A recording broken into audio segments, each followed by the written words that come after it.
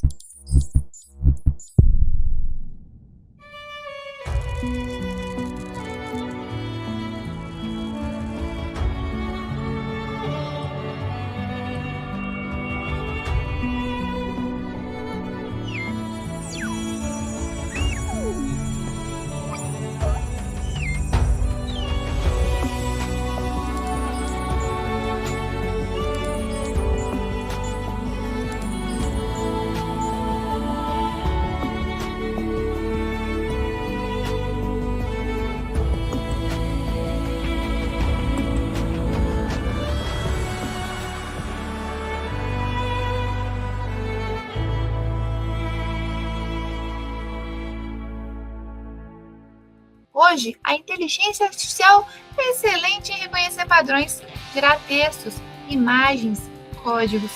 Mas isso levanta uma pergunta fundamental. Essas máquinas realmente entendem o mundo? Neste episódio do TecnoCast, vamos falar sobre World Models e inteligência artificial. A ideia de que sistemas inteligentes precisam construir representações internas do mundo para prever, planejar e tomar decisões de forma consistente. Ao longo da conversa, Gibran Raul discute com a gente o que são World Models, por que eles vão muito além de modelos estatísticos e como se conectam à neurociência e a sistemas complexos. Uma conversa sobre IA, como ciência, estrutura e compreensão, não apenas como ferramenta. Gibran, seja bem-vindo ao TecnoCast. No episódio de hoje, a gente vai trabalhar um tema muito solicitado. A gente teve recentemente uma aula ao vivo com participantes do curso Estratégica AI e outras pessoas convidadas, e já iniciamos a conversa sobre World Models, né, ou modelos de mundo, e pediram bastante para que a gente trabalhasse mais esse tema, comentasse mais sobre o assunto. Então, estamos aqui atendendo a pedidos do pessoal. E para a gente começar esse bate-papo, para quem não acompanhou esse primeiro contato com o tema, explica para a gente o que significa na prática, né, um World Model em IA. Beleza, obrigado, Mary. Obrigado aí, pessoal. O modelo de mundo, né, é um termo recente, começou a ser falado em 2018, num artigo, e a gente até vai colocar os artigos na descrição para quem quiser conhecer. Mas um artigo em 2018, com o nome, né, World Models, porque qual que é o problema, né? Surge de um problema da inteligência artificial. A forma com que a gente, como nós humanos aprendemos, ela é ainda bem diferente do que os modelos atuais de inteligência artificial. Principalmente a forma que a gente coleta, analisa e lida com os dados, nós, seres humanos, né? Então, para vocês terem uma ideia, o que seria isso? Quando a gente está aprendendo a dirigir, aprendendo um novo caminho. Então, digamos que a gente está dirigindo de um caminho A até o caminho B sem usar nenhum navegador GPS, né, por conta própria. Quando a gente está observando para a gente aprender o caminho, a gente não preocupa com todos os detalhes que a gente enxerga na rua. Então, por exemplo, se a gente está dirigindo, depois a gente tem que virar à esquerda, andar em linha reta, depois virar à direita, para a gente tanto faz se tem 2, 3 ou 4, 5 árvores nesse caminho. Né? Se a árvore está balançando ou não, se a árvore está quebrada, está caída ou não, se existe prédio, se existe casas, né? Se existe lote. Isso não interessa para a gente. Então, a gente aprende a usar a informação necessária. Nós aprendemos a usar a informação necessária.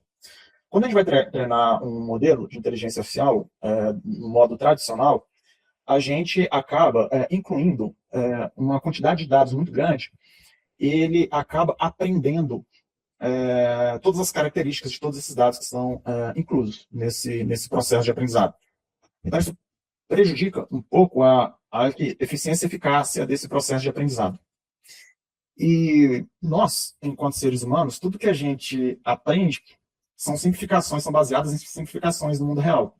Então, nesse exemplo que eu dei, quando a gente está aprendendo um caminho de um local ao outro, existem muitas informações que são desnecessárias, mas a gente vê, né? A gente visualiza essas informações, não tem como a gente não ver. Só que a gente sabe o que é importante nesse processo. Então, a gente sintetiza uma quantidade de informação bem menor e a gente aprende sobre essa quantidade pequena de informação. Então, nós temos um modelo, mentalmente, né, nós temos um modelo do que é importante para certo aprendizado do mundo, isso de forma mais específica.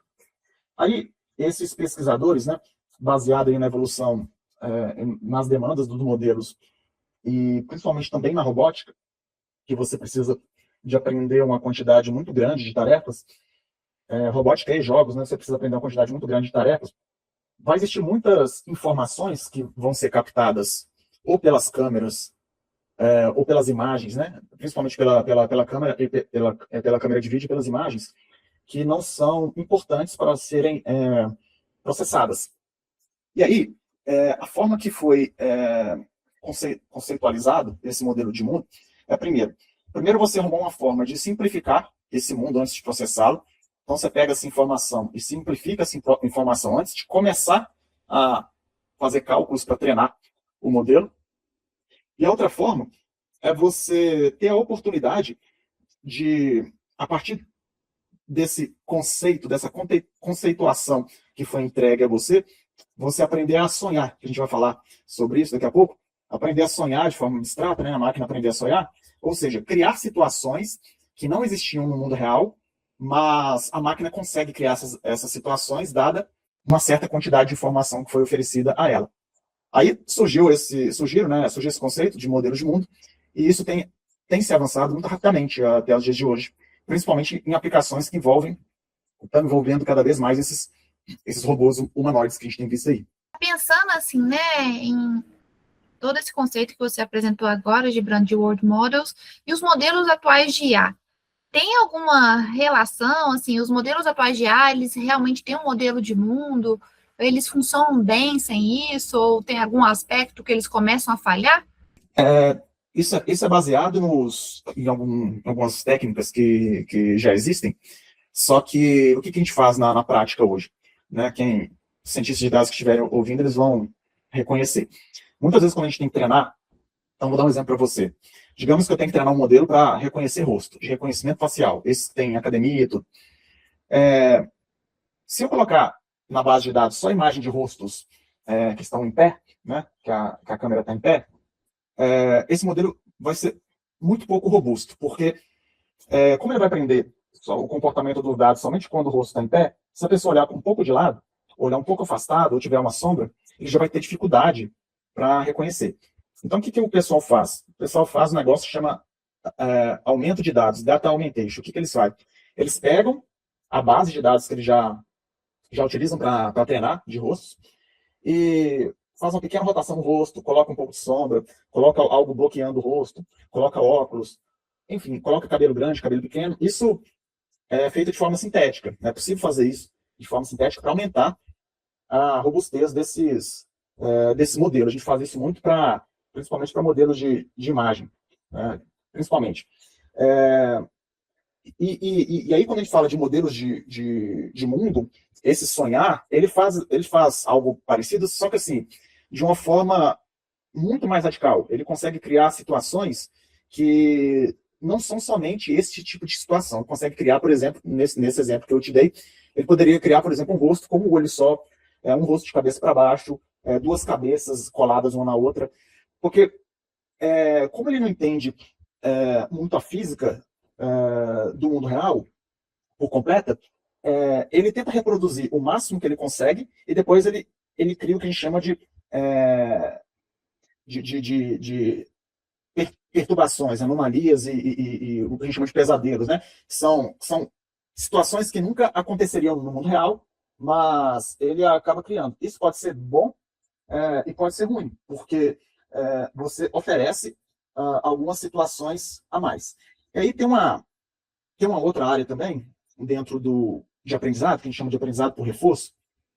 E o que é o aprendizado por reforço? É uma técnica de aprendizado que você otimiza a máquina para ela aprender de acordo com a recompensa que é oferecida a ela. E qual é o problema desses modelos de aprendizado por reforço, alguns problemas que eles enfrentam, alguns casos, que essa técnica de modelo de mundo ela consegue ajudar? Tem muitas recompensas que você só consegue saber se aquela ação que aquela máquina fez foi positiva ou negativa quando a situação já entrou em catástrofe total. Vou dar exemplo no caso financeiro.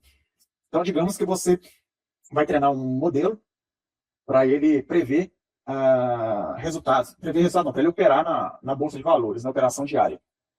Quando você treina com aprendizado por reforço tradicional, da forma tradicional, você pode definir algumas características de acordo com a ação que aquele modelo movimenta na bolsa, alguns resultados no ambiente, que é o sistema financeiro, daquela ação, vai dar ou prejuízo ou sucesso para aquela máquina que está operando na bolsa. O sucesso é ótimo, né? Porque teve um resultado positivo. Então, quando você tem um resultado positivo, você não prejudica financeiramente a empresa ou quem está implementando. Mas o fracasso negativo? O que é negativo nesse processo diário de operação na bolsa? Se ele está operando agora, e aí daqui a pouco cai um pouco, né, o valor ele cai um pouco. O que vale a pena? Vale a pena ele comprar mais? Vale a pena ele manter? Vale a pena ele vender aqueles ativos? A pergunta é, vamos esperar um pouco mais? Será que vale esperar um pouco mais? E aí, qual que é o ideal? O ideal é esperar até o final do dia, quando a bolsa fecha, porque no final do dia ele vai saber se ele deveria ter feito aquela operação ou não. Só que o ato de você, dada a recompensa, ela demorar a vir, ela causa um prejuízo imenso para quem está operando aqui, no prejuízo financeiro. E quando você vai treinar esse modelo com dados anteriores de operações da bolsa, nem sempre você vai ter todas as situações possíveis. Você vai ter um conjunto, você nunca vai ter todas as situações possíveis, mas você vai ter um conjunto limitado de cenários que ocorreram no mercado financeiro.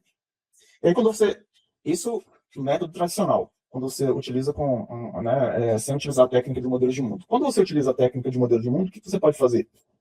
Você pode não só usar essas informações, mas como ele é capaz internamente de gerar outras situações que nunca ocorreram, ele aprende com os dados que foram entregues para ele treina com os dados que foram entregues para ele, mas ele também gera mais dados baseado naquele conhecimento que foi entregue para ele e que ninguém entregou. Ele gera novos dados, né? Que esse processo de sonho.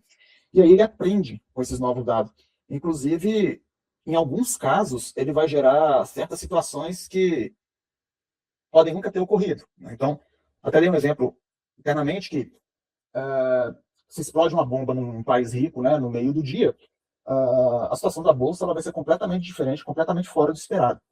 Inclusive, nessas situações que são criadas, nesses estados financeiros que são criados nesse processo dentro do sonho, essas situações podem aparecer. Aí você tem dois tipos de técnica. A técnica tradicional, ela vai aprender com os dados que já existem e foram entregues para ela vai aprender num mundo restrito ali. E a técnica que utiliza modelos de mundo, ela vai não só aprender com aquela situação restrita que foi entregue para ela, mas com novas possibilidades que nunca ocorreram, mas são plausíveis. Ou seja, essas novas possibilidades elas podem ocorrer, mas também podem nunca ocorrer. Aí, o que você está fazendo é capacitando aquele modelo a aprender mais. Dando outro exemplo aqui, é como se no esporte, um lutador de boxe. Imagina que o lutador de boxe vai enfrentar um grande lutador, e na época o Mike Tyson. É como se ele estudasse toda a luta do Mike Tyson, aprendesse com todas as situações, os contra-ataques que o Mike Tyson já teve, né? Mas o Mike Tyson ele pode lutar de uma forma completamente diferente com ele, de uma forma que nunca lutou com os demais adversários. Só que o modelo ele consegue aprender o estilo de luta do Mike Tyson e consegue reproduzir outras situações que o Mike Tyson nunca fez, mas de acordo com o estilo, os dados que foram entregues do Mike Tyson, esse modelo aprendeu a reproduzir mais situações ainda possíveis que o Mike Tyson faria. Então, esse lutador, ele seria um lutador que seria exposto a uma maior diversidade de situações com esse adversário, né? Então, isso pode ser extrapolado para qualquer tipo de dado, né? Porque no processo de aprendizado da máquina, o que a máquina busca fazer é aprender os padrões e os comportamentos presentes, né, latentes nos dados que são fornecidos, nada além daquilo. E o modelo de mundo, ele ajuda, baseado nos padrões e conhecimentos latentes que existem nesses dados, o modelo de mundo, ele ajuda a criar mais situações. Outro exemplo interessante é o seguinte: imagina que você compete, tem muito hoje campeonato de esporte, né, de videogame. Então, vou dar um exemplo, uma analogia aqui. Imagina que você, como ser humano, você vai competir contra um adversário num campeonato de videogame, só que você só tem um dia para treinar, né? Digamos que você só tem um dia para treinar, porque não te deram mais tempo. E um dia, você não vai conseguir fazer muita coisa, né? E você não vai conseguir ter uma experiência grande de quem treinou por 5 anos. Porque quem treinou jogando o mesmo jogo durante 5 anos foi exposto a uma quantidade de situações muito maior do que você será exposta em um dia, em 24 horas. Agora, se você entrega um dia de dados de jogos para uma máquina, um dia de dados de jogos para uma máquina, ou seja, seria o equivalente a você, enquanto humano, jogar um dia, e você entrega um dia de dados para essa máquina aprender a jogar esse jogo. Se você aplica essa técnica de modelo de mundo, o que vai acontecer? Dependendo da técnica que for utilizada para fazer esses sonhos, a máquina vai aprender, dentro dessas 24 horas, vai entender como que é o jogo, né?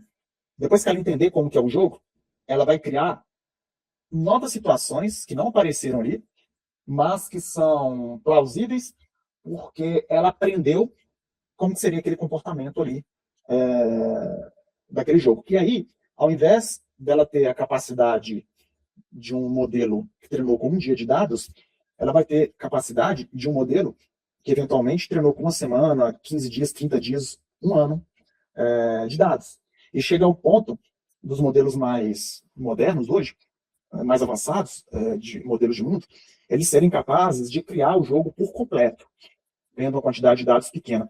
Então, ele não só observa aquela quantidade de dados, poucos dados, como ele consegue criar o jogo por completo, e aí quando ele vai treinar naquele jogo, ele consegue jogar por 1 milhão de anos, um conjunto de dados finito, ele consegue jogar por 1 milhão de anos, porque ele entendeu o mecanismo do jogo, e ele consegue simular diversos cenários possíveis.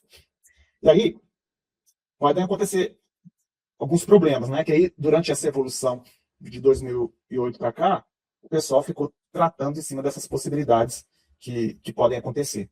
E aí, Gibran, falando assim, leigamente, né? Falando muito de como esses modelos aprendem sonhando.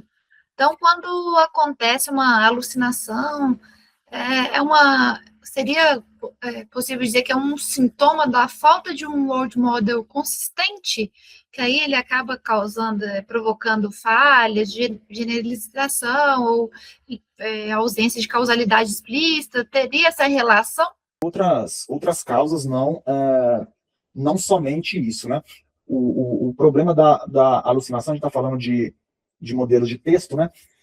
É porque, como ele está acostumado a gerar dados baseado em probabilidade, tudo que é provável pode ser plausível também.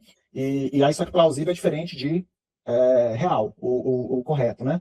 Então, existem outros problemas inerentes a isso. Agora, se pode usar modelos de mundo para criar restrições, né? Criar situações como se fosse um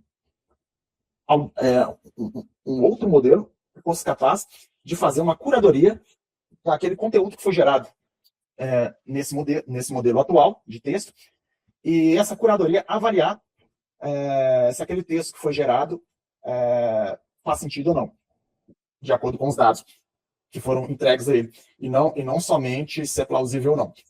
Porém, o próprio modelo de mundo, ele vive da alucinação. Então, que a alucinação nesse conceito de gerar cenários que não são reais. E para ele é positivo. Então, por exemplo, quando eles treinaram um modelo de mundo para um jogo Doom, que é um jogo de tiro, eles usam esses testes muito em jogos, porque são ambientes controlados e são mais fáceis de testar, mas servem para situações reais também. E, por exemplo, aplicação militar. A aplicação militar é um caso clássico que pode se beneficiar com modelos de mundo. Por quê? Quando os israelenses criam aquele sistema de proteção antiaérea terrestre, que acerta os mísseis que estão chegando, qual que é o problema ali? Não tem como eles aprenderem com todas as situações possíveis que os inimigos vão lançar os mísseis. Por quê?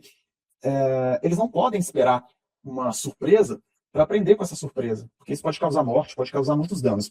Então, para eles criarem um mundo simulado, baseado no conhecimento que eles possuem de trajetória, de velocidade dos mísseis existentes, altitude, etc., e de condições climáticas, né? Tem tudo envolvendo isso. Além desses dados que eles já possuem, se for possível criar outras situações que nunca existiram e treinar, que seriam esses sonhos, isso iria contribuir muito para que aquele sistema de defesa antiaérea ficasse cada vez mais robusto, inclusive com situações plausíveis e que não são reais. Que aí seria a alucinação. Por exemplo, furacão e sol ao mesmo tempo, furacão numa região que não tem furacão, ventos cruzados em situações que nunca poderiam acontecer, esses ventos cruzados, porque aí faz com que o controle do sistema deles aprendesse também com situações que são muito pouco prováveis de acontecer e ganhasse robustez com o inesperado. Por exemplo, um míssil viajando 10 vezes mais rápido do que o míssil mais rápido atualmente, né? Esse seria um exemplo de algo que não existe, mas o sistema poderia criar, né? Agora, o importante falar é o seguinte: quando você o que está trazendo de novo, né, essa nova abordagem? Que ela não é muito diferente do que se já tem. Se for resumir, 2 pontos principais. Primeiro, é uma forma de você expor o modelo de inteligência artificial durante o treino em um maior número de situações, além das situações que foram entregues nos dados. Então, um maior número de situações plausíveis, não necessariamente reais, mas plausíveis. Isso faz com que ele tenha uma abrangência, um aprendizado, uma robustez, um aprendizado um pouco melhor. E a outra também, que é muito importante, na verdade, 2 outras coisas que a gente ainda não falou, mas que são importantes, que é o seguinte: Quando um modelo tradicional, você entrega os dados para o modelo tradicional, então, por exemplo, eu vou entregar um conjunto de imagens, vamos falar de carro autônomo, um conjunto de imagens, não, vamos falar de, porque carro não funciona assim, vamos falar desses humanoides que está em alta aí. Eu quero ensinar um humanoide a ele andar num ambiente urbano, num centro da cidade lotado, tá? Eu quero ensinar ele a andar ali sem trombar em ninguém, sem ser atropelado, sem tropeçar em hidrante, sem cair em buraco. Eu tenho duas opções. A primeira opção, eu jogo ele sozinho lá e deixo ele se ferrar. Né? Esta é uma opção. A outra opção, eu coloco uma câmera, uma pessoa com a câmera, ou várias pessoas andando num centro de cidade lotado, e aí treino ele parado com essa quantidade absurda de dados que foram coletados de câmeras que ficaram na cabeça das pessoas, por exemplo. Qual que é o risco nisso aí? Esse segundo caso seria o caso mais ideal. Porém, qual que é o problema nesse segundo caso? Ele precisa, sim, de uma quantidade de dados muito grande. Só que essa quantidade de dados ela é tão grande que ela vai tornar esse processo de aprendizado ineficiente, porque tem muita informação ali que é inútil. Por exemplo, para desviar de uma pessoa, ele não precisa saber a cor da camisa da pessoa, ele não precisa saber se a pessoa está carregando uma criança no colo ou não, ele não precisa saber se a pessoa está com bolso ou não, para desviar da pessoa. Só que essas informações são entregues para ele. Então, ele acaba gastando energia computacional, que o computador está rodando, para processar isso. Aí isso fica caro, fica demorado e perde ineficiência, porque aquela rede neural ali, que é o cérebro dele, você está usando grande parte dessa rede neural para que ela aprenda que uma bolsa é inútil, ou que uma pessoa de cabelo grande ou pequeno é inútil para desviar dela. A rede tem que aprender, ela não vai saber. Então, só que para ela aprender, você tem que ela precisa usar essa quantidade maior de parâmetros. Aí, onde que o modelo de mundo pode entrar aí e te facilita pra caramba? Você, antes de entregar para ele os dados do vídeo, você pode usar uma técnica de compressão. Então, vamos imaginar, né, o que é um vídeo? Um vídeo é um conjunto de... o nosso olho, a partir de 24 imagens por segundo, a gente confunde imagem estática com movimento. Então, por isso que toda TV, todo aparelho de vídeo, ele joga mais do que 24 imagens por segundo. As TVs antigas de tubo era 30 por segundo. Aí, então, é um conjunto de imagens. Então, o que você faz para que ao invés de entregar essa informação toda para esse modelo contido nesse humanoide, você comprime ela. Aí tem umas técnicas, que é uma rede que a gente utiliza para comprimir, que chama autoencoder variacional. Comprime. Aí você pega uma imagem grande, você consegue comprimir ela uma quantidade muito pequena. Que é o mais interessante. Ao invés de você vai treinar ele a desviar de pessoas. Só que ao invés de você treinar ele a desviar de pessoas observando o mundo real, você vai treinar ele a desviar de pessoas observando um dado comprimido. É como se ele aprendesse vendo outro tipo de informação diferente da visão. Só que esse outro tipo de informação é muito menor, uma quantidade muito menor do que uma imagem inteira. Isso é o primeiro ponto. Então você simplifica e entrega um mundo diferente para ele. Então você criou um modelo de mundo para ele que está representando aquele mundo que você compactou e dentro daquilo que você compacta, você joga muita informação fora. Você vai deixar apenas um conjunto pequeno de informação suficiente, que a gente chama de informação latente, suficiente para ele ter algum conhecimento daquilo que está sendo entregue para ele. Aí, beleza. Ele vai começar a treinar em cima desses dados extremamente simplificados. E aí você vai informar para ele quando ele errou ou quando ele acertou. Por exemplo, simplificando bastante aqui, se ele desviou da pessoa, ele acertou. Se ele trombou com a pessoa, ele errou. Aí ele vai aprender, nesse conjunto pequenininho de dados, que se a gente olhar, se a gente não entender nada, ele vai entender o que é uma pessoa e o que é um espaço, um vão, para ele ultrapassar. Ele vai entender matematicamente ali. Aí, com o tempo, ele vai acertar cada vez mais. Aí, o que você faz? Você coloca ele você cria mais memória. A gente fala, essa parte de memória é a parte de fazer com que ele sonhe mais. Então, dado essa simplificação dos dados que você entregou a ele, baseada nesse conjunto de informação dessas pessoas que caminharam nos centros, você já reduziu de forma drástica a quantidade de informação para ele. E aí, você usa uma técnica para poder criar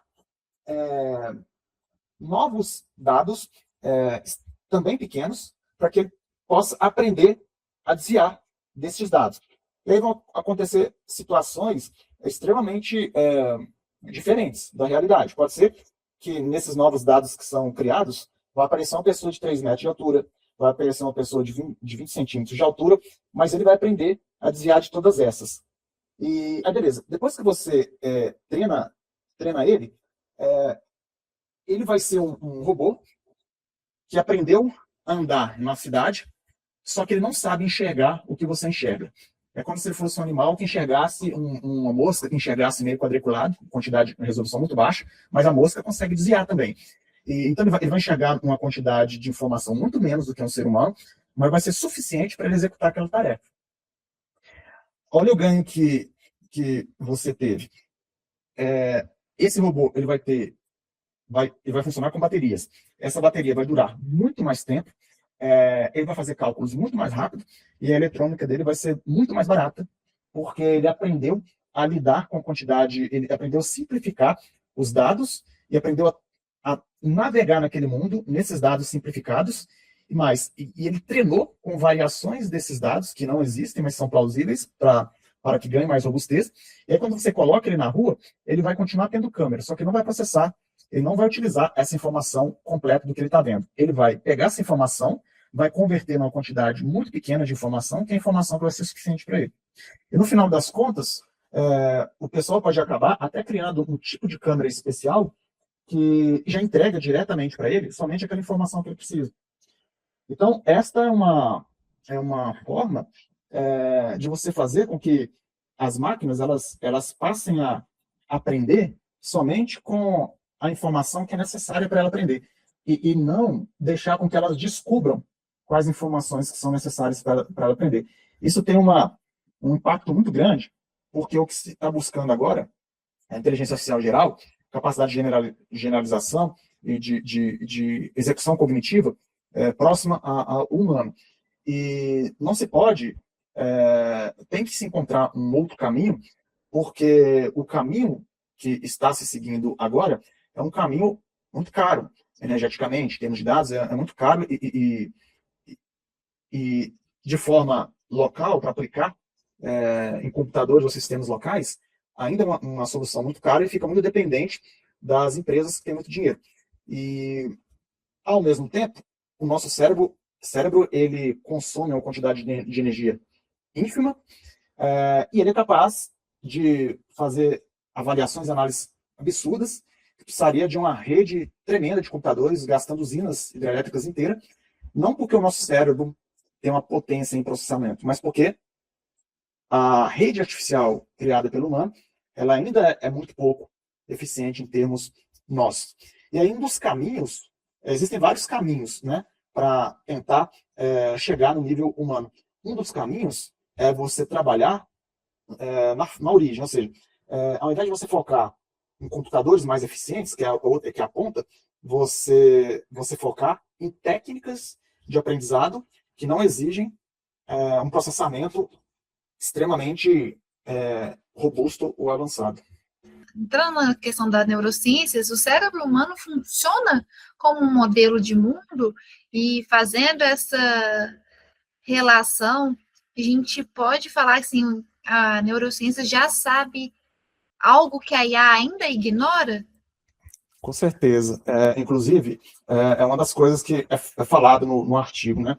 Nesse artigo aí que a gente vai colocar o World Models, né? Até o autor é David Ha, 2018. Nós criamos modelo de mundo. A gente só consegue ter esse raciocínio. O raciocínio nosso, ele, por incrível que pareça, ele não é tão rápido quanto se imagina, mas ele é muito eficiente. E Por quê? Porque a gente sabe exatamente que tipo de informação que é útil para a gente fazer esse processamento. Se a gente tivesse que processar a quantidade de informação que os computadores processam, a gente não ia conseguir fazer nada na nossa vida. Então, para isso, nós criamos esse modelo de mundo. Então, vou te dar um exemplo, né? No esporte, o jogador o rebatedor no beisebol, quando o cara que lança a bola, ele lança a bola, a velocidade que é lançada, ela é tão alta que às vezes até mais de 150 km por hora, uma distância pequena, 8 metros ou menos, que o rebatedor não consegue ver a bola. E muitas vezes ele não consegue nem pensar no momento que a bola é lançada, decidir como que vai ser a movimentação do bastão para ele bater na bola. E aí o que o nosso cérebro faz?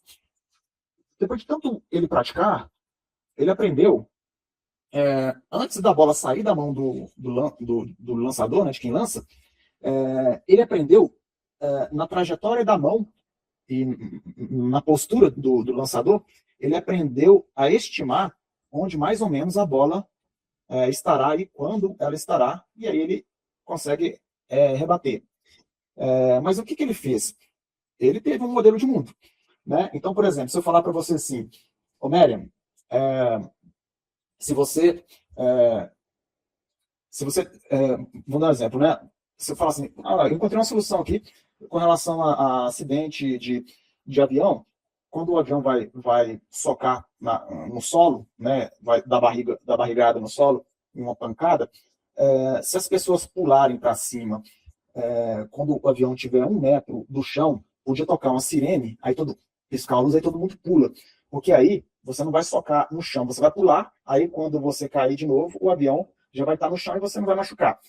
Eu tenho certeza que ninguém vai acreditar nisso. Vai falar, pô, Gibran, mas não tem sentido algum nisso que você está falando, né? Não tem como isso acontecer.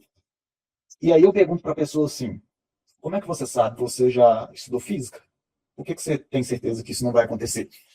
Eu sei que isso não vai acontecer por causa da minha experiência de vida, andando e lidando no planeta Terra. Eu sei que isso não vai acontecer. Assim como se eu der um pulo e se eu, no meio do pulo, eu tentar dar um outro pulo, eu não vou subir 2 vezes a altura, né? Eu não consigo ficar dando pulo, eu sairia voando. Você sabe que isso não acontece, mas por que você sabe? Porque você criou um modelo de como que o mundo funciona para você. Se fosse possível te colocar numa galáxia distante e num planeta distante, e digamos que as leis fossem outras, você ia ter que ficar muito esperta, que você não ia saber nada do que poderia acontecer de errado. Eu acho que talvez nem você começar a correr, porque você ia ter medo do que ia acontecer. Porque ainda você não teve a experiência de como que aquilo funciona. Você ainda não criou um modelo mental. Da mesma forma, quem está aprendendo a andar a cavalo. Quem está aprendendo a andar a cavalo vai segurar, não vai precisar de usar a sela, o cavalo vai ter que ficar selado e não vai saber coordenar o seu corpo para ele não socar e para a pessoa não ter risco de cair. Aí, quando você vê um cara que está acostumado, já sabe muito andar a cavalo, ele já tem ideia de como movimentar o corpo, de quais as possibilidades que o cavalo vai fazer, o cavalo, né, a dinâmica do cavalo, etc. Tudo isso são modelos que a gente está criando na nossa mente, só que a máquina, a gente não ensinava isso para a máquina, a gente simplesmente entregava para a máquina, lógico que tem muitas otimizações que podem ser feitas, mas não se pensava em teorizar ao máximo esse tipo de abordagem, para que se pudesse construir conhecimento e técnicas para você entregar o que é necessário para o modelo. Né? E pensando um pouquinho, um tema que a gente debate bastante aqui, que é a AGI, o World Model seria um requisito para a AGI? É possível essa inteligência geral sem compreensão de mundo? É uma pergunta difícil essa sua. Eu acho, aí é a minha opinião, eu acho que tem que ter uma compreensão de mundo e tem que exercitar nessa compreensão de mundo. Exercitar é o que o World Model faz, né? Aprender não só com aquele modelo de mundo que foi entregue a ele, como criar cenários fictícios para que ele aprenda a sonhar. Uma coisa interessante, né, baseado nisso aí que você perguntou. Por que os animais, a gente vê muito na internet, hoje em dia não dá para acreditar mais, porque todo leão que eu vejo na internet é inteligência artificial. Mas antigamente, a gente via os filhotes de leão brincando de luta o tempo todo. Na selva, o que mais os filhotinhos fazem é brincar de luta. Aquilo ali é instintivo. Ele é uma memória que vem no DNA dele, na construção cerebral dele. O que eles estão fazendo? Eles estão praticando algo sem saber, eles estão praticando algo que na vida adulta eles vão ter que saber desde a primeira vez, que é a caça. Ou seja, isso que os filhotes estão fazendo, a princípio não serve para nada. Parece uma brincadeira. Mas a natureza proporcionou esse tipo de comportamento como um treino, uma prática para, quando a realidade aparecer,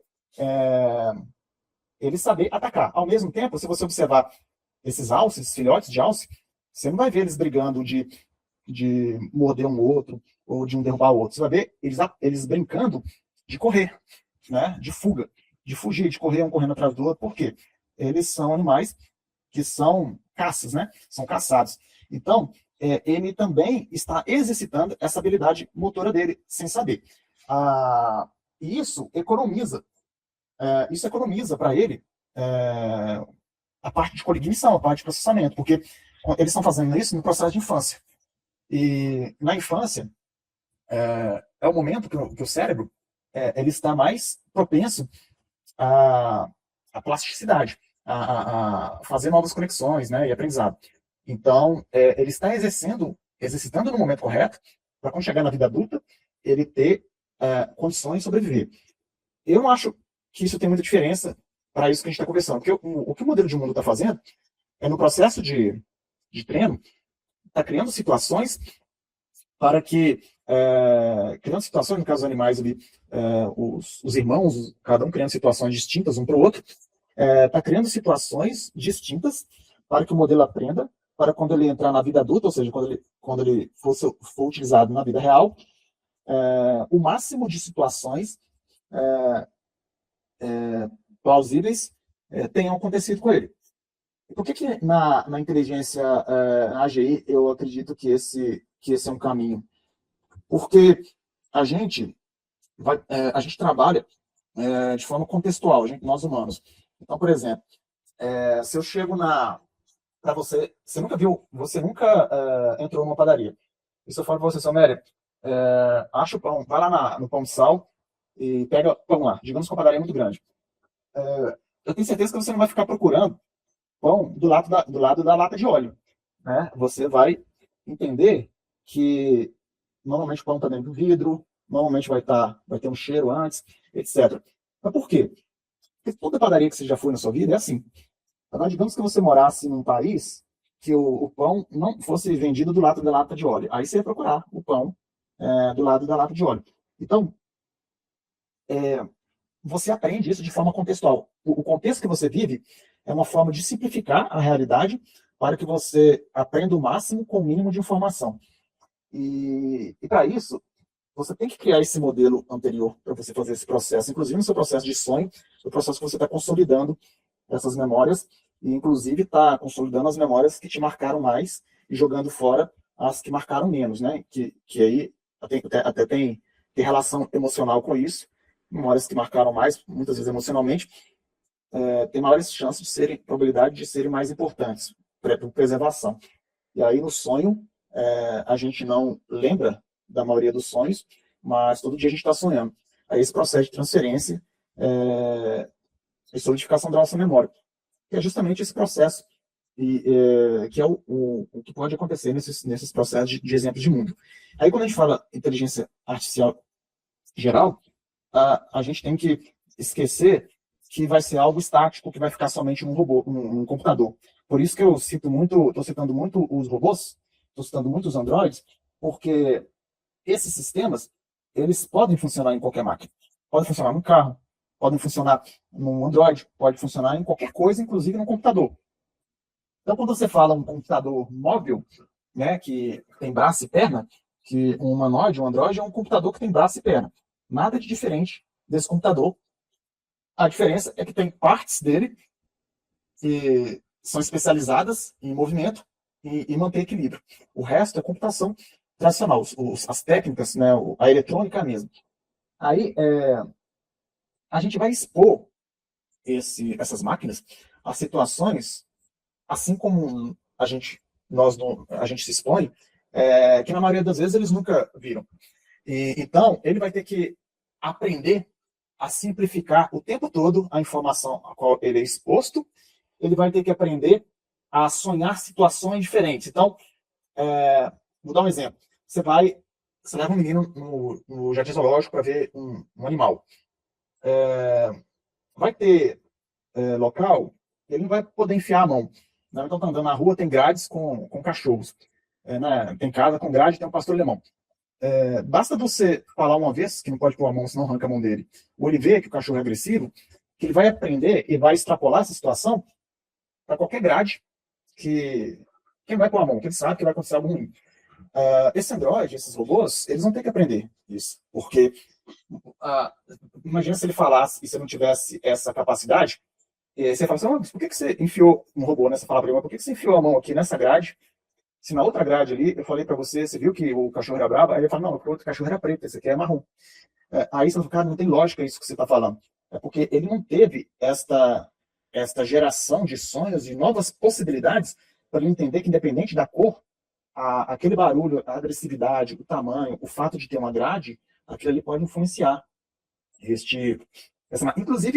Inclusive, eu já vou até antecipar uma coisa aqui que vem na minha cabeça, que talvez seja um problema no futuro. Traumas e transtornos mentais para a máquina. Porque, logicamente, não é esse nome, né? Mas por que eu estou falando isso? Quando você gera uma recompensa muito negativa para uma máquina, assim como para nós, ela vai querer evitar. E nesse exemplo aí que eu dei, do Android, digamos que ele aprende muito a coletar informações e ele aprende muito a colocar recompensa positiva ou negativa, para ele aprender o que é certo e o que é errado dentro do que ele é treinado. Ele fazer.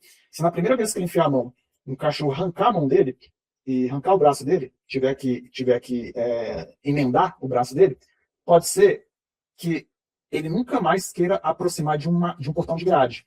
Porque pode ser que ele aprendeu que a grade tem relação com o braço que ele perdeu e não aquele cachorro.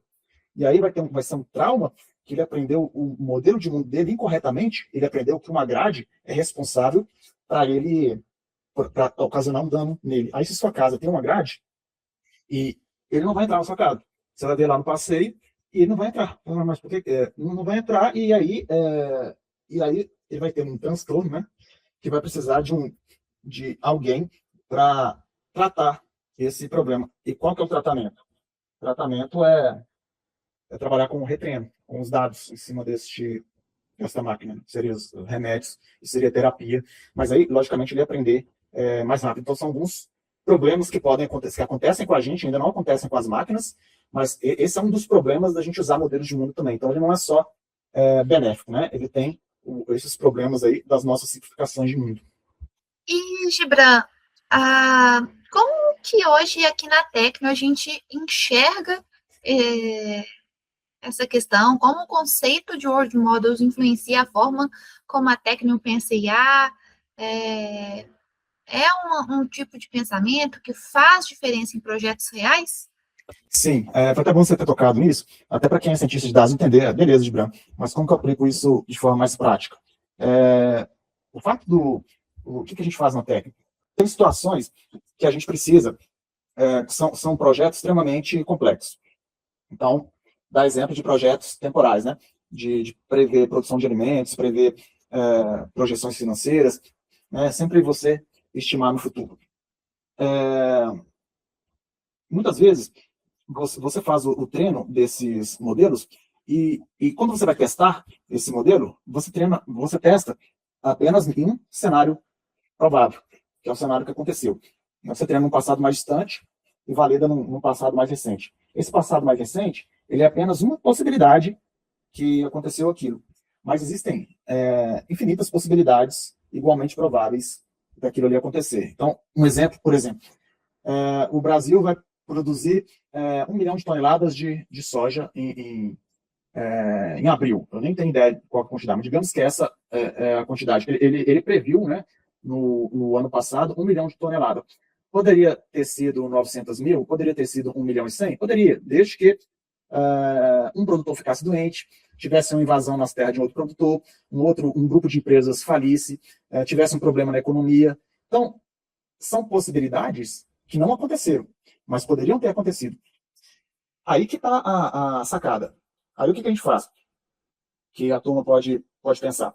Quando você vai treinar com um passado mais distante e valida se o seu modelo está bom com um passado mais recente, que é o que a gente faz, esse passado mais recente, ele não precisa ser somente um passado, ele pode ser 10 mil passados mais recentes. Você consegue gerar essas possibilidades, e aí com isso você consegue extrapolar e avaliar o quanto que o seu modelo seria bom ou não nesse passado mais recente, que poderia ter acontecido, mas não aconteceu. É que a gente fala de análise contrafactual, né?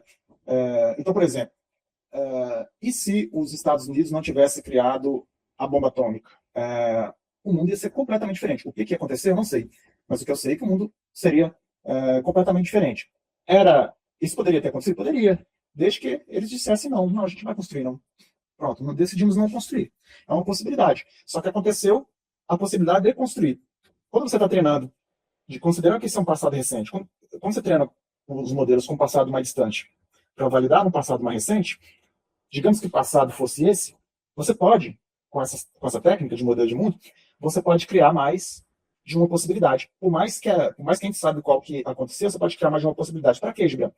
Para ver se o modelo que você construiu, ele também ia ser bom numa outra possibilidade, outra ramificação temporal que não aconteceu, mas poderia ter acontecido. Aí você vai ver, aí você vai ter a seguinte resposta: será que esse modelo é bom somente na realidade que aconteceu? Será que nas outras realidades ele é bom também? Por quê?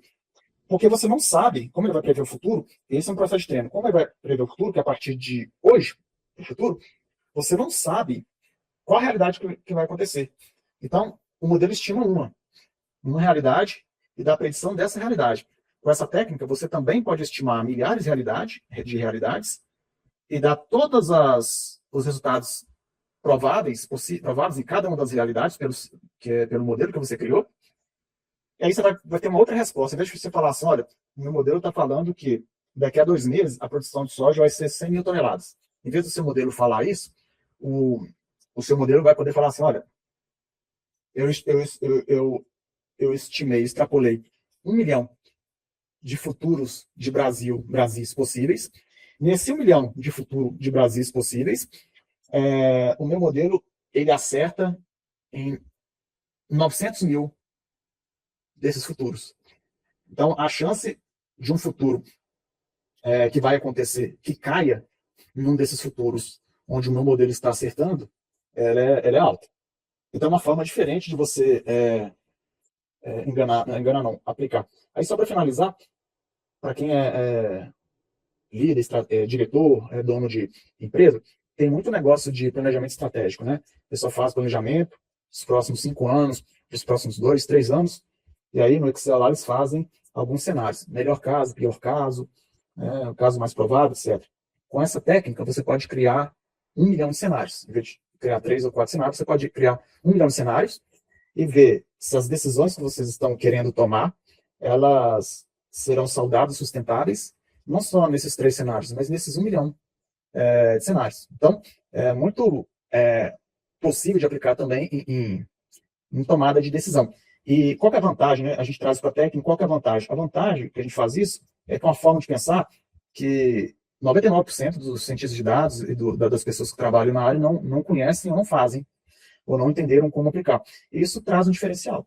Então, em termos de resultado, em termos de enxergar a inteligência social, em termos de aplicar para a tomada de decisão modelos de mundo. Então, as pessoas entendendo isso, elas podem ter esse diferencial, né? Aí, o caminho que eu recomendo é ver a bibliografia, que a gente está na descrição, e entender, né, um pouco mais, aprofundar, e aí qualquer coisa, a gente está à disposição também, caso eles queiram tirar dúvidas sobre o tema. Exatamente, Gibran. A gente já está se aproximando aqui desse final, mas a gente tem que ir no Tecno Dicas. E a minha questão seria exatamente assim: o que os profissionais precisam estudar para entender de verdade o tema? Você tem alguma sugestão, além do que a gente vai compartilhar aqui? Olha,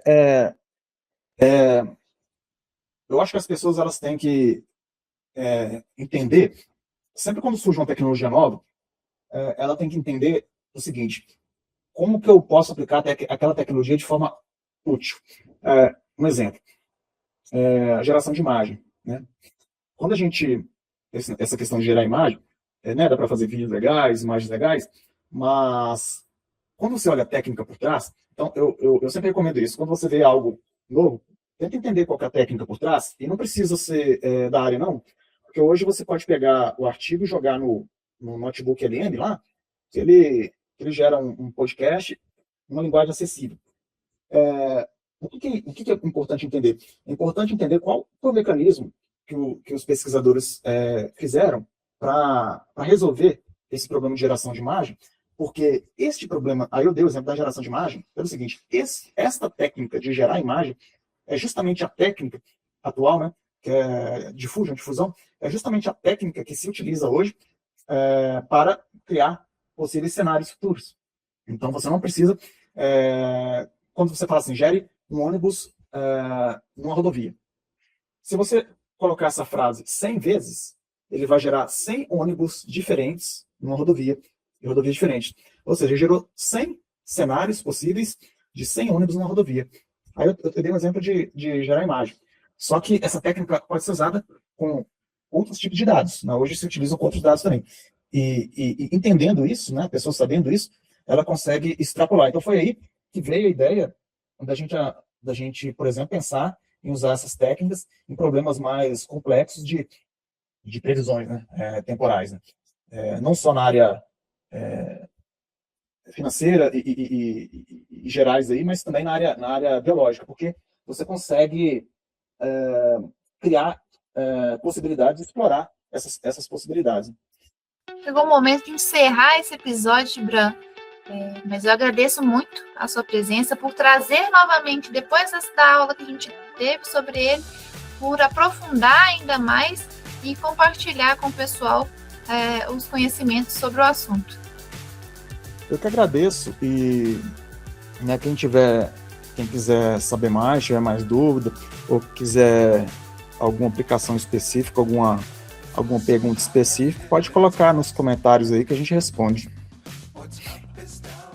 Combinado. Muito obrigada, Gibran. Obrigado, Mary.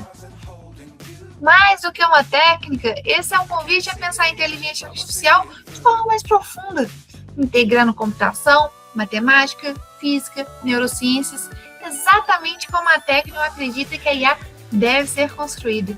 E se essa conversa fez sentido para você, compartilhe, acompanhe o TecnoCast, siga a gente nessa jornada de entender IA além do hype.